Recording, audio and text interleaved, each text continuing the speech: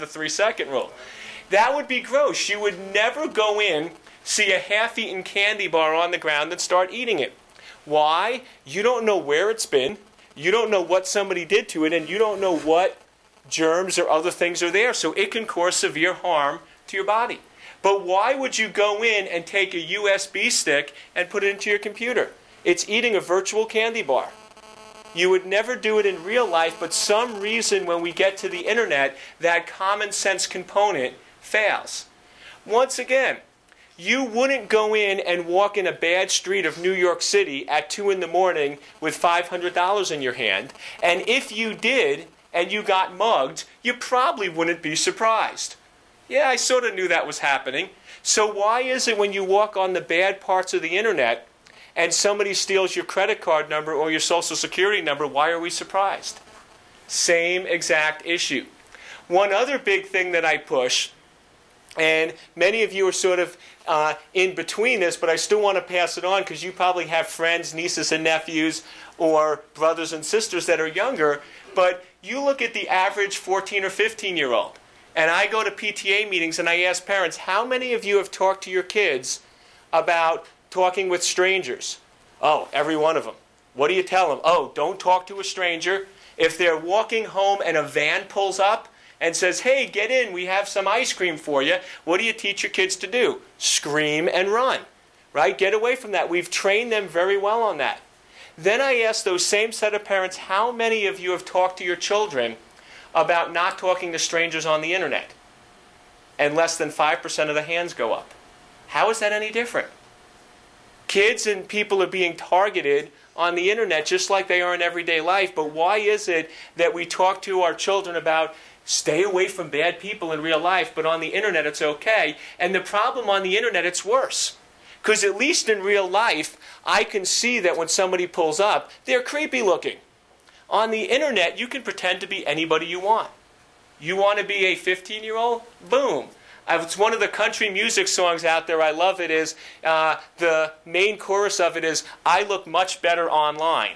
And the idea is online, I can be 5'9" and 150 pounds with big muscles and blue eyes and blonde hair. You can be whatever you want online. So we have to remember that and make sure that we instill the same common sense in everyday life that we do on the internet. And that's what I do when I train a lot of users. Step back. If you wouldn't do it in the real world, then don't do it online. And the problem is we tend to lose sight of what security really means. When you go to the average company, or if I asked you, what does it mean to have a secure system? I'd probably get answers like, oh, you have to install a firewall. Or, oh, you must have an IDS system in place. Oh, you must monitor the logs on a regular basis. Or you even said it earlier, Eric, you have to patch your box on a system. The problem with those is security is not about a firewall, an IDS, or a patching a system. Why? Go in over the last 12 months and pick your top 5 companies that have been broken into.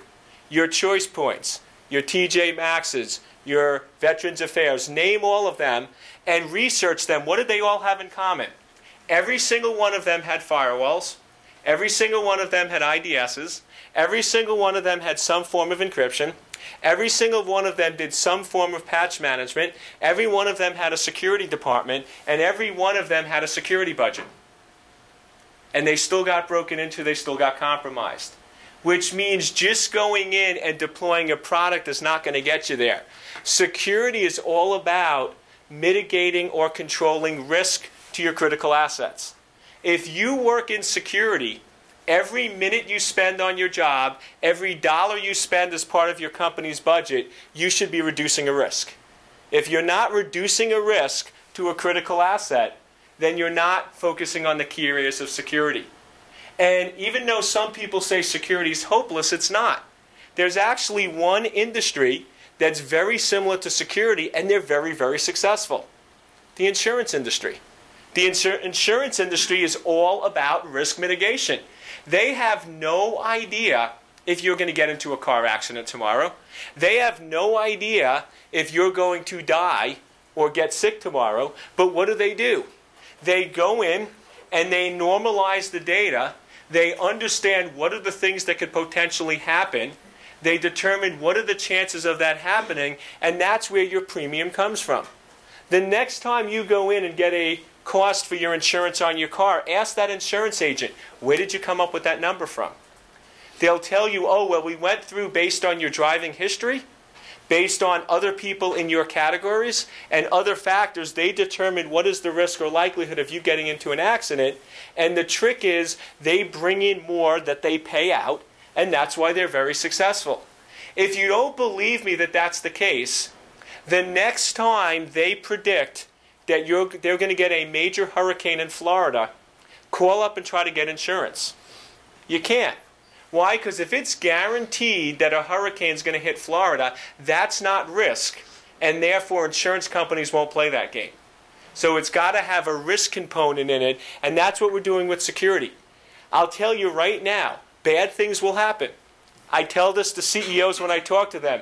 They say, Eric, we want you to come and make us 100% secure. I could take your money, but I'd be lying to you. Bad things are going to happen to you. Bad things are going to happen to your company. But your goal is to go in, let's identify what your critical assets are, let's identify what the high-risk items are, and let's remove or reduce that risk to an acceptable level.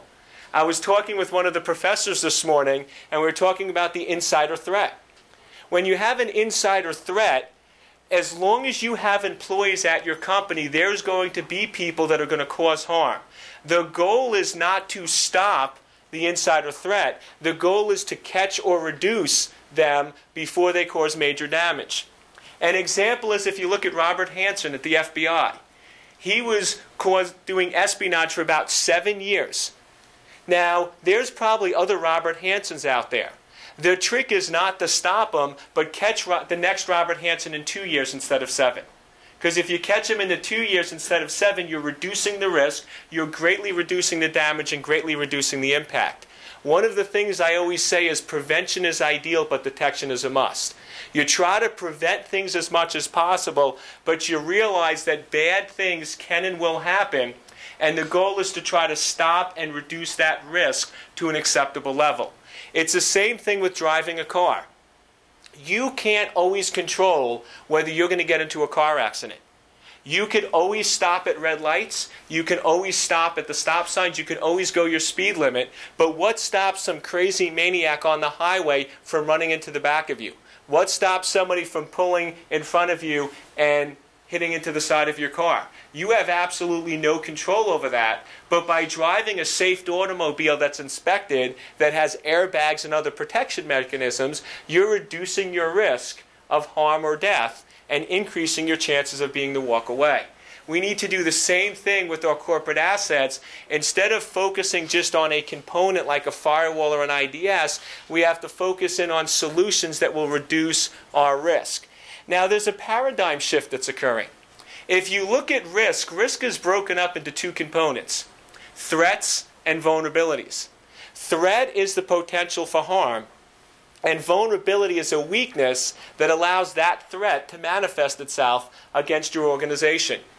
When we go in and do risk analysis, when we calculate the risk, we always start with threat. What are the bad things that can happen?